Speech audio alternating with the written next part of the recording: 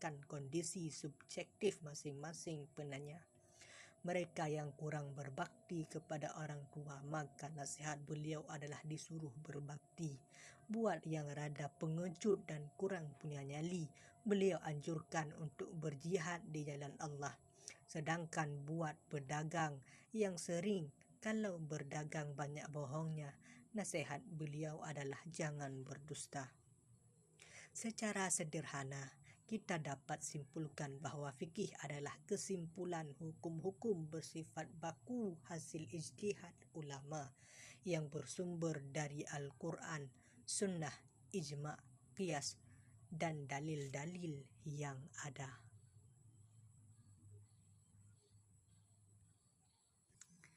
Syariah. Selain istilah fikih, kita juga sering mendengar istilah yang mirip dan dekat sekali, yaitu syariah. Seringkali orang menyamakan antara fikih dan syariah, dan hal itu wajar karena keduanya memang mempunyai arti yang dekat sekali.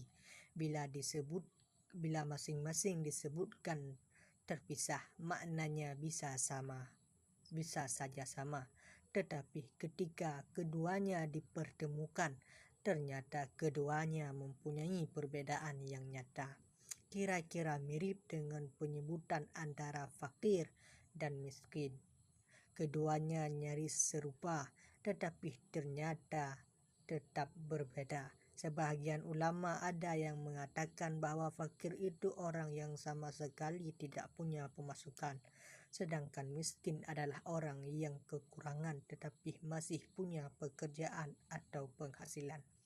Untuk mengetahui apa persamaan dan perbedaan antara fikih dan syariah, sebaiknya kita bahas dulu pengertian istilah syariah itu. Makna syariah secara bahasa Arab adalah sebagaimana orang-orang Arab di masa lalu memaknai kata syariah ini sebagai metode atau jalan yang lurus. At-tariqatul mustaqimah. At-tariqatul mustaqiyah. Di dalam lisanul Arab, kata syariah bermakna mauridul ma'il ladzi yuqsadu lisyarb, sumber mata air yang dijadikan tempat untuk minum. Secara istilah, dalam ilmu fikih, syariah didefinisikan oleh para ulama sebagai berikut, yaitu ma syara'ahu Allahu li'ibadihi minal ahkamil lati ja'a biha an-nabiyyu minal anbiya, sawa'um ma yata'allaku bil i'tiqadi wal ibadati wal muamalati wal akhlaqi wa nidamil hayati. Apa yang disyariatkan oleh Allah kepada hamba-hambanya dari hukum-hukum yang telah dibawa oleh Nabi dari para Nabi, baik terkait dengan keyakinan, ibadah, muamalah, akhlak, atau aturan dalam kehidupan. Perbedaan fikih dan syariat. Dari definisi tentang syariah, kita sekilas bisa lihat perbedaan antara fikih dan syariat. Yang pertama, ruang lingkup syariah. Ruang lingkup syariah lebih luas dari ruang lingkup fikih.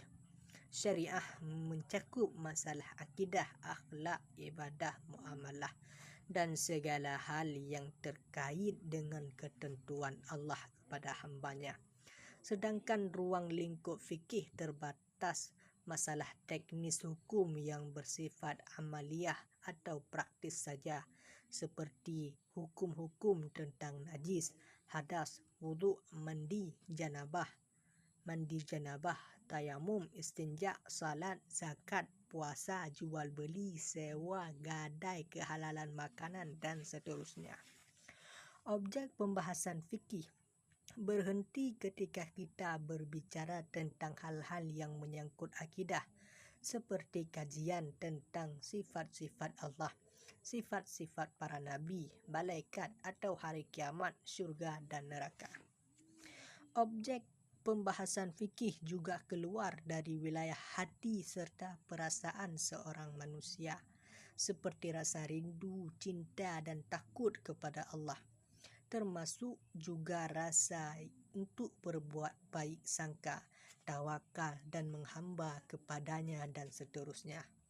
Objek pembahasan fikih juga keluar dari pembahasan tentang akhlak mulia atau sebaliknya.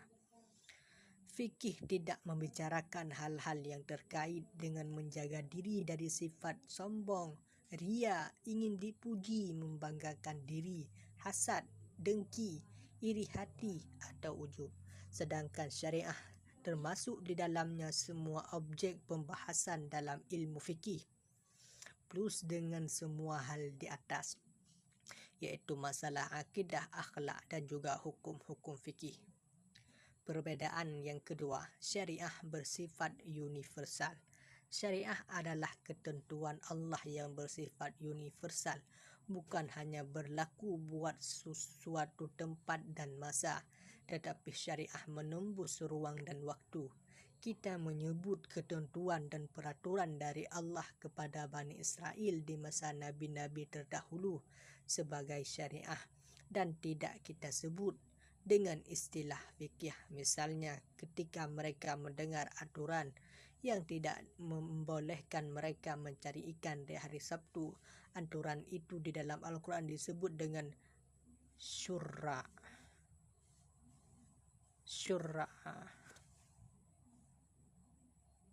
yang akar katanya sama dengan syariah. وأسألهم عن القرية التي كانت حاضرة البحر إذ يعدون في السبت إذ تأتيهم حيتانهم يوم سبتهم شرعا. Dan tanyakanlah kepada Bani Israel tentang negeri yang terletak di dekat laut ketika mereka melanggar aturan pada hari Sabtu. Al-A'raf 163.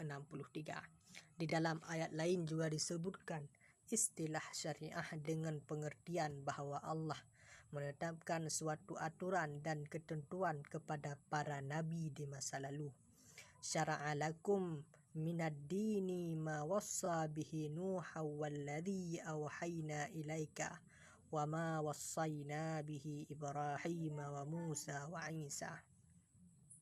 Dia telah mensyariatkan bagi kamu tentang agama apa yang telah diwasiatkan kepadanya kepada Nuh, dan apa yang telah kami wahyukan kepadamu, dan apa yang telah kami wasiatkan kepada Nabi Ibrahim, Musa dan Isa. Asy-Syura 13.